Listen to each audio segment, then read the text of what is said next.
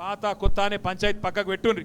ఉండే కొంత కొంత అక్కడక్కడ ఏముండే అంటే మీకు తెలుసు, అక్కడక్కడ కొద్ది ఎమ్మెల్యేల మీద కోపం ఉండే. మరి మా ఎమ్మెల్యే పోతే కేసీఆర్ ఉంటాడు కదా అనుకున్నారు కొంతమంది.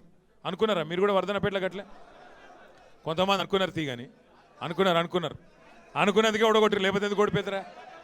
కానీ ఈసారి అనుకోవద్దిగా, ఈసారి గట్ల చూడొద్దిగా. ఈసారి కారు గుర్తు మీద ఎవరొస్తే వాళ్ళే కేసీఆర్ పంపించిండు, ఆయనకే ఓటెత్తామనాలి తప్ప ఇక కోడిగుడ్డు మీద ఈకలు వేసి కూడా బంద్ చేయాలి.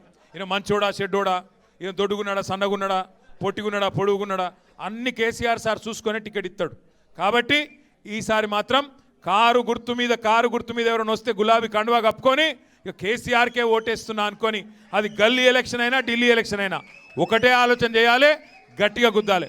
ఉంటుంది కుటుంబం అన్నాక, ఒక పెద్ద కుటుంబం అన్నాక పంచాయతీలు ఇదివరకు చెప్పినా మళ్ళీ చెప్తున్నా, గుల్గాలే అల్గాలే కొట్లాడుకోవాలి. కానీ అరుగుడే గట్ల రేపు మున్సిపల్ ఎలక్షన్లా గుల్గాలే అలగాలే.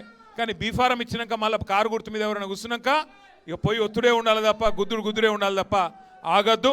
దయచేసి మళ్ళీ చెప్తున్నా, ఈసారి వరంగల్లా 12కి 12 కొట్టాలి.